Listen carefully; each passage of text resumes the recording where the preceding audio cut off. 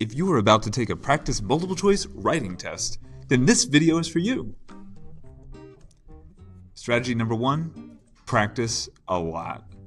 Just do lots of practice, there's no way around it. With lots of grammar practice comes 3 things. Number 1, an understanding of grammar rules that are most commonly tested. Second, the ability to build an argument, or what we call rhetoric. And third, a recognition of common grammar traps. Strategy number 2, simplify. Eliminate unnecessary words or phrases that distract. The College Board intentionally chooses tricky sentences for you to proofread with lots of descriptors and complicated language that separates subjects and verbs, for example. Proofreading these sentences will rely on your ability to eliminate the unnecessary words that you don't need in order to answer the question. The question asks whether or not "our" is the correct word, and in order to figure that out, you only need a few words. You don't need most of them, you just need to look at the sentence, "Students hold jobs during our lifetime." And that helps you answer the question. Strategy number 3, decide to become a grammar nerd and get yourself hyped up on doing grammar everywhere.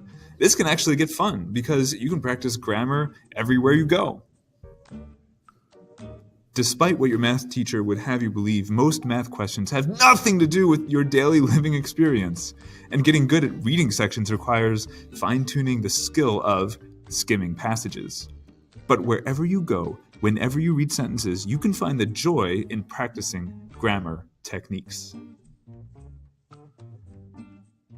Anytime you are reading complete sentences, we grammar nerds should be able to confirm that it is in fact good writing, or bad writing.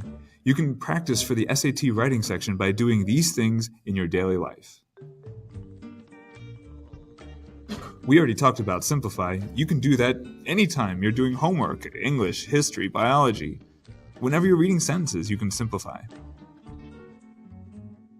Like this sentence taken from an actual practice SAT writing section. At the same time, many dread the thought of buying gifts. They worry that their purchases will disappoint rather than delight the intended recipients. You can simplify this down to a few different subject-verb sentences, depending on what clause you're examining. You could simplify it down to many dread, or they worry.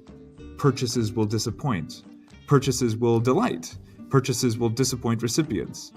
Which words you eliminate will depend on which target words you're looking to examine. And if you want to take it one step further, you can confirm that they both agree in conjugation or form. Many dread and they worry are both in the plural present, but purchases will disappoint is in the plural future.